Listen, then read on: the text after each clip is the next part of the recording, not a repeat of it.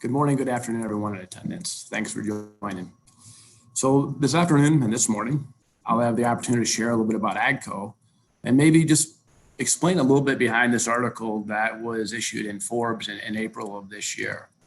And the interesting thing about this article was, one, that Forbes was interested in talking with Adco about it. But then secondly, it really led us to do some thinking about what is it that we've done over the last several years that have enabled us and our team members and our supply network to achieve this level of what we would call recognized resiliency and agility in the marketplace. With this today, I'll share a little bit about Adco. Some of you may have already seen some of this information in the past, a little bit updated. Secondly, I'll talk a little bit about the call for change. And this is a flashback to 2012 and what really was the foundation that we laid out at that point in time and go forward strategy that enabled us as Adco to be able to navigate through these crazy type of headwinds that many of us have all faced over the last several months. Third, we'll get into some of the digital foundation of what that looks like and how some of the pieces came together to enable that agility and resiliency in the marketplace, and how, well, really what I call the core leadership is what held together the glue of all those tools and processes and enabled the execution that delivered the agility and resiliency. Fourth, we'll talk a little bit about the COVID timeframe and what happened and how and what tools that we pulled out of our toolbox to be able to maintain our business levels, and some things that we actually even created along the way based on what we thought we may need. And that was actually pretty fun. We'll wrap it up then with questions and be able to give you the opportunity for any thoughts or comments that you may have or questions you may have, okay? So a little bit about Adco. Adco is a very young 30-year-old company. With that, our 2019 sales were about $19 billion spread across the globe, with Europe being our largest overall source of revenue, okay? We have about 20,000 team members across the globe, stuck in about 53 different sites. Maybe stuck isn't the right word, but operating out of those different sites. Our primary, market that we have is in agricultural products, ranging from tractors and combines, but also to grain and protein systems that you might see out in the fields, in large ports, or around the countryside. As you can see, our global presence spreads from end to end. And with that, what we've seen through the course of the last, let's call it 10 months, is just a wide range of things thrown at us from all corners of the world that we've been able to work and manage through the digital tools that we have, and I'll talk a little bit about. But as you can see in this illustration, we go from end to end. Okay, so now look at the call for change. And I will step back in time a little bit to 2012, when I was asked to lead the global transformation of our materials management logistics at the point in time. And with that, what we did, who did what, how we did it will be shared, okay? So if we go back in time, like 2012, globalization was really taking off. You know, companies were moving to other parts of the world to take advantage of lower cost products, to expand into new markets. Competition from around the world was coming from places that we had not experienced in the past, as different countries of the world and different multinationals expanded their boundaries to new markets and new opportunities. Also during that time, we had all different types of what we call geopolitical things that are starting to grow, or what we like to call it, create complexities for us in our business at a more macro level. At the same time, from a end-to-end perspective, what we saw is businesses continuing to try to grow, which means new products, new services coming out, and with that, creating all kinds of challenges for supply chains across the globe. We then took a look at what Adco's future looked like. During the first, call it 22 years, we focused pretty much on growing our top line. Going forward back in 2012, we said we need to focus on improving the operational efficiencies of our organization, improving the customer service levels that we provide to both external and internal customers. And with that, we also developed a future-looking, call it global platform strategy that would change the way that we supported our company through supply chain.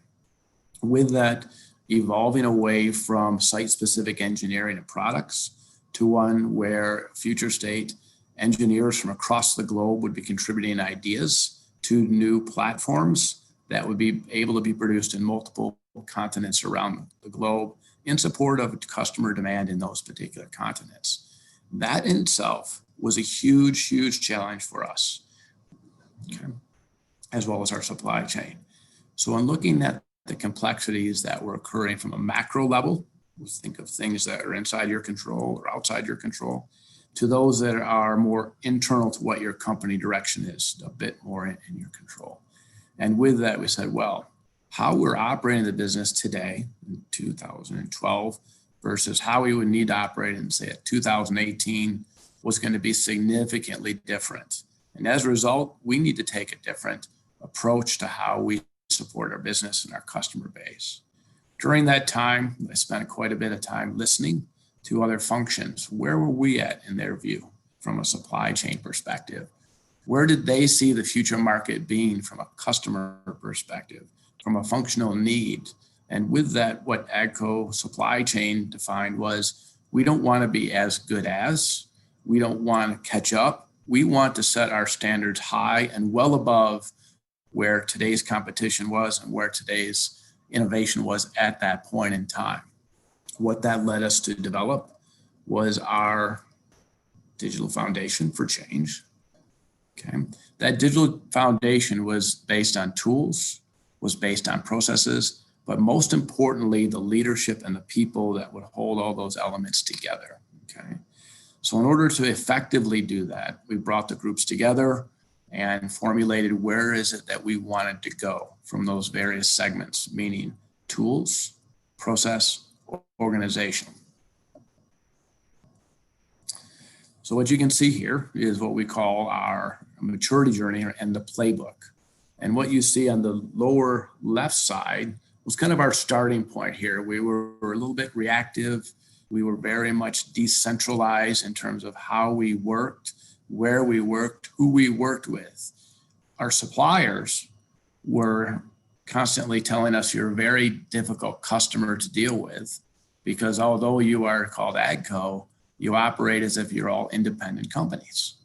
And we listened to that very, very deeply, right? Because part of our go forward strategy was to become a customer of choice. And you may ask the question, why is that important to you? Well, for us, as a 22-year-old company at the point in time, we weren't the largest, right? So we knew we couldn't attract the suppliers with our size and pure leverage of spend that benefited may have on their business.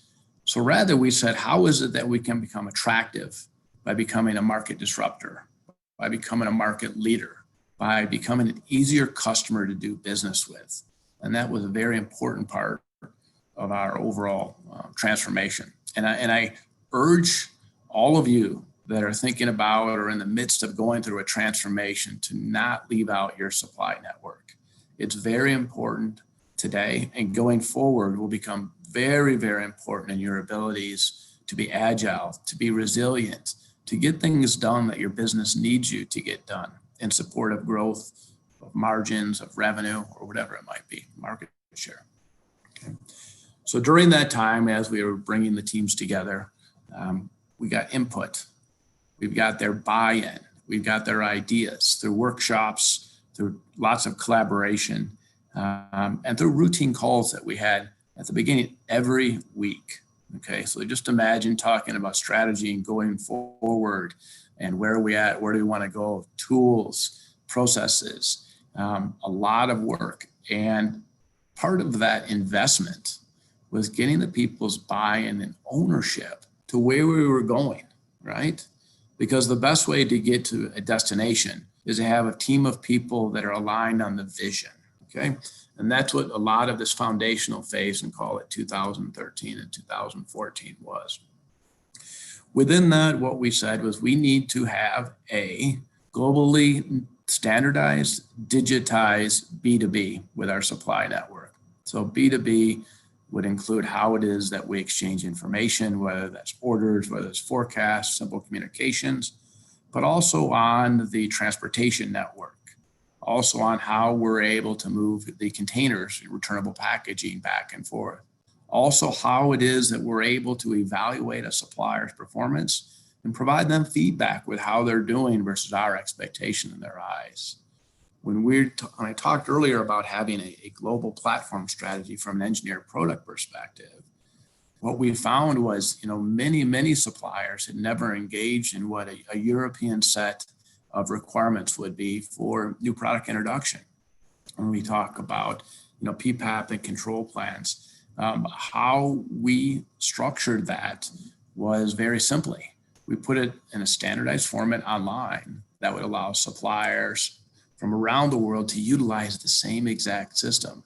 And as simple as that sounds, when you're trying to bring together some 3,000 plus suppliers in a standardized way, spanning 27 different languages, there's a set of challenges. And with that, we must have had the support at the local level from our team members, right? Engaging with the suppliers, but also owning that strategy. So as we began to implement in 2015 and 16 with some of those global, call it tools on the B2B side and the TMS side, on the supplier performance, what we started to get was feedback from the suppliers is saying, you listened to us. Yes, we did. And we heard it loud and clear. And what then we began to attain was support from our suppliers to accelerate the implementation of those tools as it made it easier for them to engage and do business with Adco. And that was one of the key objectives that we had, if you recall. I said becoming a customer of choice. So as we were starting to gain they call it the traction, starting to attain that maturity of this slope, right? We started to be able to have more time to spend on the next set of evolutionary, call it maturity steps. And why is that? Because the tools and the processes and the organization that we were starting to develop was evolving out of that reactive phase, where maybe I could spend 1 or 2% of my time on working on proactive things, to in this phase being able to spend 15 to 20% of my time. So as a result of that, we're able to accelerate the rate of change, accelerate the rate of stability and proactivity that our team members were bringing to the day-to-day workplace. And as a result of that, the performance that we received from the network started to really, really improve, right? And as a result of that, the financial gains that we had, the internal performance KPIs that we're able to deliver to our internal manufacturing teams started to really, really go up. And we gained more and more and more support from the organization to accelerate change even further. We then moved into what we call a competitive advantage. And this is what you'll hear during the COVID discussion was really, really a key foundational part of our success story, because we did have those tools and systems in place. But as importantly, as I mentioned, the network of taking care of each other within Adco in support of our customers on the outside, and with that, being able to deliver a competitive advantage in the marketplace. So as you can see in this little star here, we're not quite done with our 2020 year yet. But by the end of 2020, we had targeted to have all of these things in place. And I tend to look back at times and say, we're on an 8-year journey to reach this culmination of what we originally targeted here. And throughout that 8 years, we had headwinds, we had challenges, we had COVID, we had who knows whatever else. I can't remember all the things that came up as headwinds. But the structure, the tools, and the processes that we put in place enabled Adco to resiliently and agilely adapt through those headwinds to be able to support our internal and external customers in an exceptional way. Well, here's just an illustration of the kind of the scope of what we were able to do when I talk about digitize and standardize across the globe. I had mentioned on the B2B side with the forecasting and the POs and the confirmations that go with that, the communication, the performance management. when you talk about 3,000 plus suppliers spanning the globe with 27 different languages, this feat is very, very special, right? I feel very proud of what our team and our partners have been able to do in order to put this in place. And I truly believe that if we would not have had this structure in place 10 months ago, that I probably wouldn't be here talking with you right now, because the impact it would have had on our organization would have been very, very detrimental. But thank goodness that the organization believed in us and we were able to do it, and the suppliers got on board and were able to benefit and realize that. Okay. There's a couple elements that I'm going to talk now about that I believe are of specific interest to you. Risk management, which is something that in the Forbes article that we were viewed as having a very good handle on, and I truly believe that we do. And within our risk management policy or process, we partnered with a company by the name of Risk Methods back in 2013. In 2015, we were able to roll this out on a global basis. And what this allows us to do is not your typical risk management from a financial stability of the supplier, but rather what's happening in real time in that supplier's postal or zip code. Is there possibly, some type of weather challenge? Is there some type of political strife? Is there some type of port labor contract dispute that is slowing things down? These are things that we as supply chain professionals deal with on a regular basis. And we typically ask ourselves the question, what would I do differently if I had more time? And time is the one resource that we really, really went after with this risk management piece. As you can see on the right side here, from a country heat map, we could gain all kinds of insight to what's actually happening on the ground in real time through risk methods that is mapped to the buyers and material planners or supplier quality engineers that are tied to those suppliers. So every morning or even throughout the day, they're getting updates in terms of what's happening.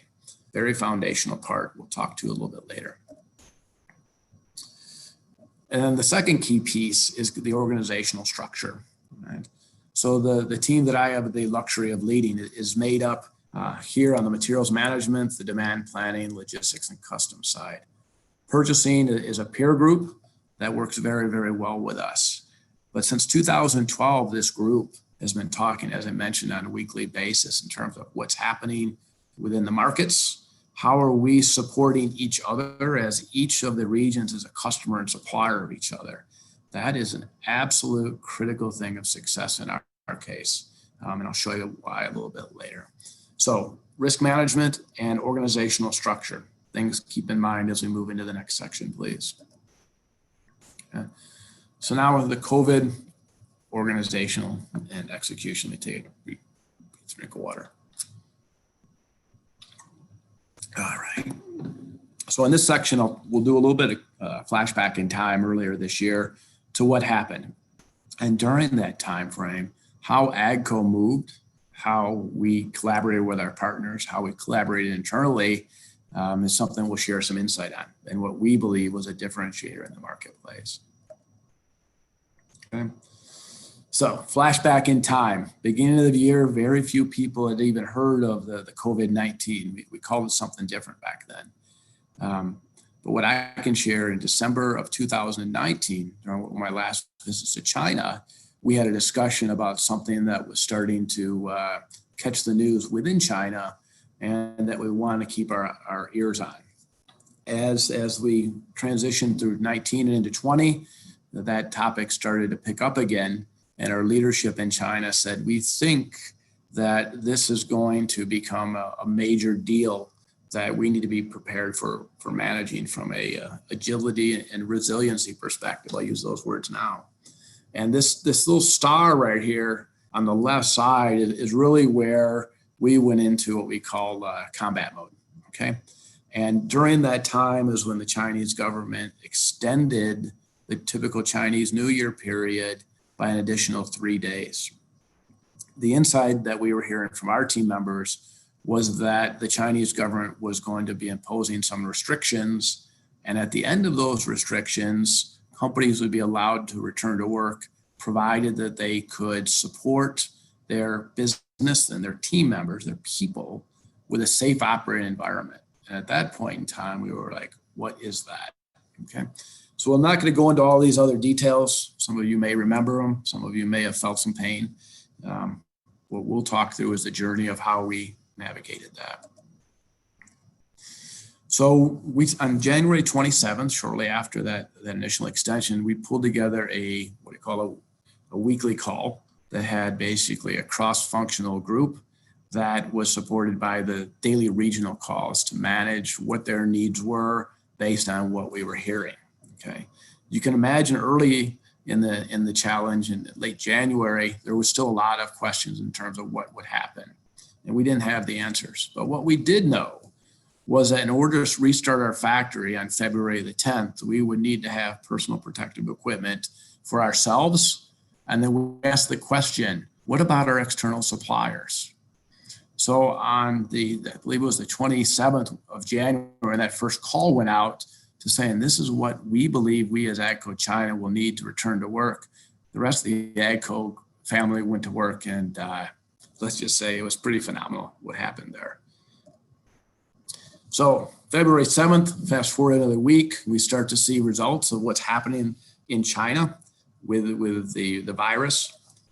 And what we saw from our network in China was a wide range of what we call restarts. So when suppliers would be able to get their team members back from the Chinese New Year vacation, what level of production they would be able to start up with, and when they expected to be able to be fully recovered. And at that point in time, what we were hearing was early March. Okay, so this was the first base.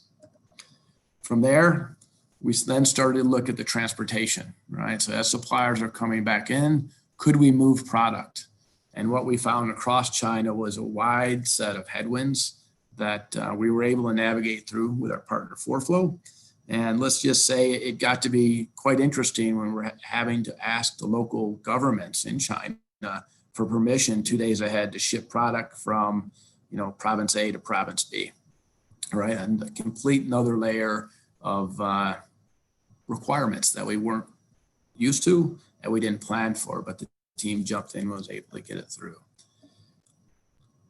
And within that, we were able to get our first shipments out that first week that we opened up, because if we weren't able to do that, it was going to require some air freight and potential shipment misses from our European factories to our European customers.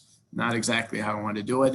And I show this because the culture and the team that we have here, to be staying late at 11 o'clock at night to hit that date for their brothers in Europe was absolutely phenomenal, right?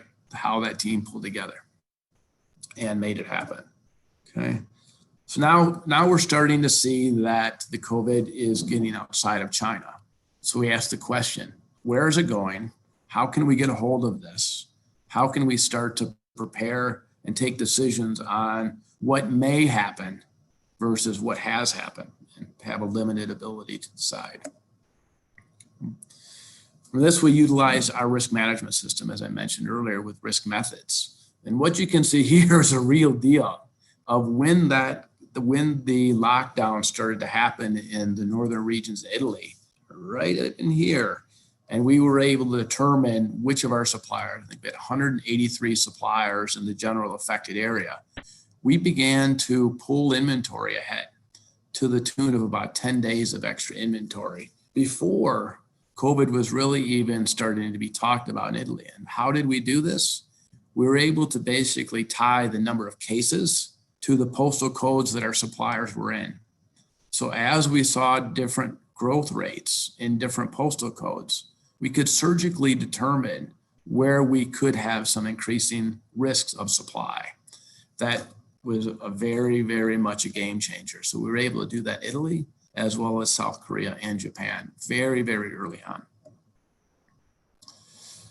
So now here we are in the middle of February. China had started to stabilize. Europe was starting to grow in terms of the heat. We started to get a bit more proactive in terms of identifying where things were happening and taking decisions in real time to move inventory, to position transportation, to support our factories and our end customer needs. all the while continuing to build upon lessons learned that we had in China and to understand how going forward we can improve our ability to manage what was coming at us. In some cases we knew, in other cases we didn't. Here's an example of Germany in early March, where we were able to look within each of the states, what level of COVID rate that they had. And here you can see in the western part of Germany, between the 5th and the 6th, we saw a level from, I think that's 66 suppliers going to 347 suppliers in at-risk postal codes, right? And what that gave us was the ability to pull things ahead, focus our resources where specifically the higher levels of risk were. Okay. This is an example of some of the flows, and what we used was source data from Worldometer, which looked at the ppm per country. And what we started to see on a very consistent basis is once the ppm level for a country hit around 80 to 100 infections per 1 million population, that the government started to get in terms of restrictions on work and being able to leave and go out and do things. This for us was absolutely pivotal in terms of getting ahead as much as we possibly could. Here we are in March, where China basically had wrapped up in the first week, as we had predicted. And I think by the week of March 2nd, we were at 99% of normal operating conditions, which was absolutely the result of our leadership in China driving to make it happen, but also through the contributions of the Adco teams outside of China, sending in the PPE to enable our China and our external suppliers to have sufficient PPE to operate their factories in a safe fashion, the priority for us. Okay. As you can see here, this was the exports out of China to our European and South American factories. You can see on this top row how we were able to use train to go across the Asian and European continents versus air freight. We couldn't even get some of the initial shipments out of Shanghai headed to Europe because there weren't any sailings available. So we found solutions. Again, creativity. But then here we are in late March. We utilized the same processes in Brazil, and with success, we were able to pull things ahead, I think up to 14 days before restrictions went in. So again, back to the point of saving time. If you could have done things differently 2 weeks earlier, what would you have done, right? Very, very influential for us. Okay. So then in North America, we follow the same suit, right? If it works, keep using it. But we continued to go through lessons learned. So as China was working through their call it crisis situation, what would they have done differently? Apply those lessons learned to Europe, apply those lessons learned then to South America, and then apply those lessons learned in North America.